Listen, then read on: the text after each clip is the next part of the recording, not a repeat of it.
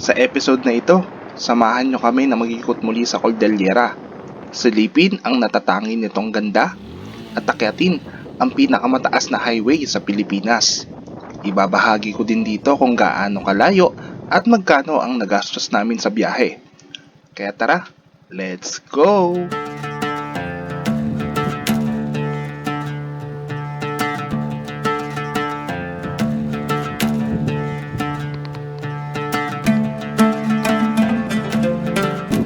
So, ganito sila magtanim. Diba? Hindi nakataas yan, nakakapagtanim pa sila.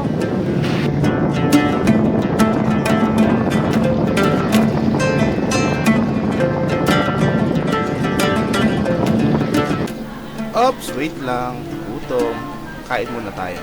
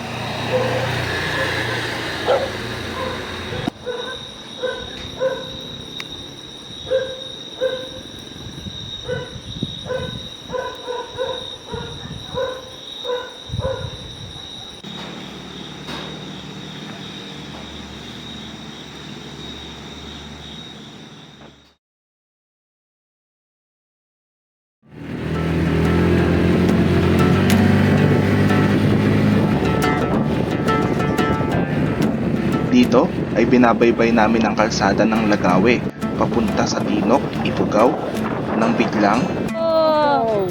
Wow! Carol!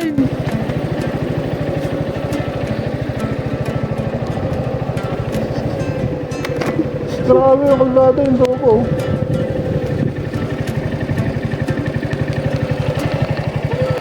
Napakaganda dito. at ayang pong bundok na yan na natatakpan ng kaulapan, yan na po ang Mount Pulag, ang pinakamataas na bundok dito sa isla ng Luzon.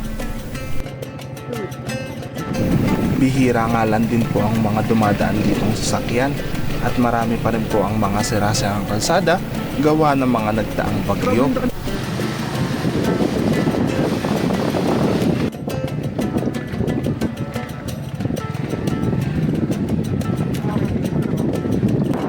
Ngunit kahit ganoon ay nakakapagtanim pa rin sila at hindi mapagkakaila na napakaganda pa rin ang tanawin dito.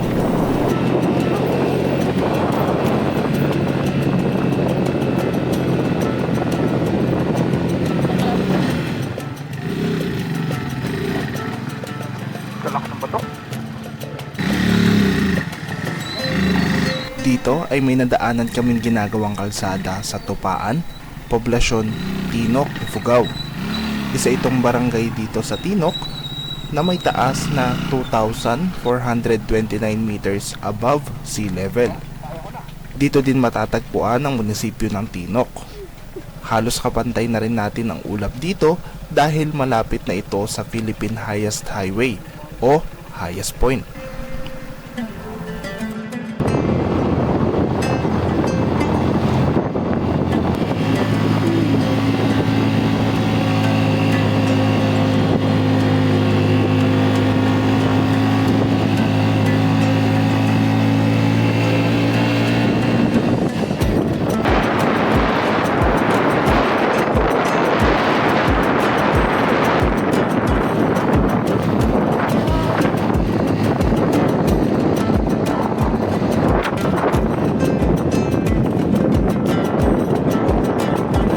At habang papalapit kami sa highest point, ay patarik na rin ng patarik ang mga kalsada.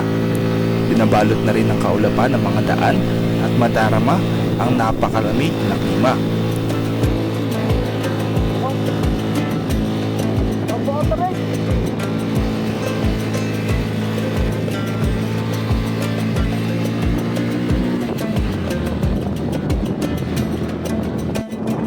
At ang view deck na ito, ang hudyat na nasa highest point na tayo.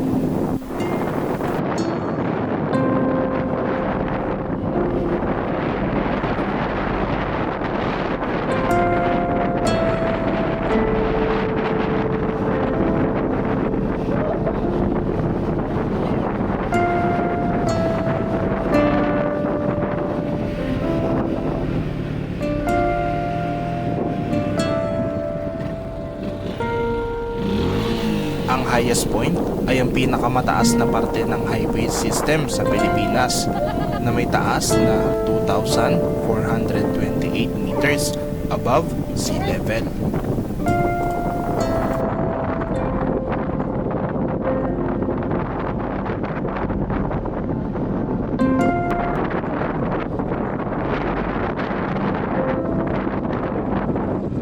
Lamig. Dito ko lang paaramdam ng pork chop sa ref. Super lamig.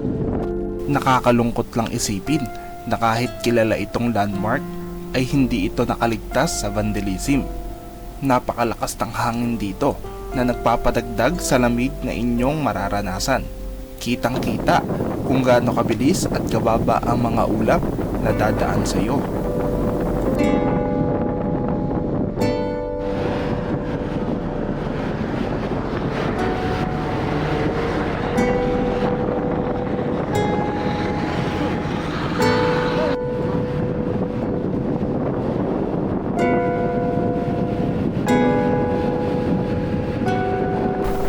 Napakaganda, ngunit nakakatakot din ang mga daan dito dahil matatarik at malalalim ang mga kurbada.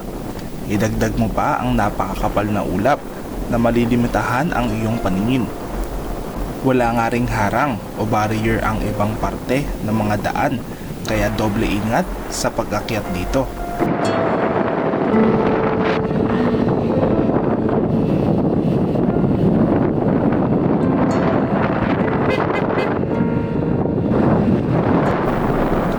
Hindi na rin kami kumain dito dahil bukod sa busog ay wala din kaming mahanap na kainan.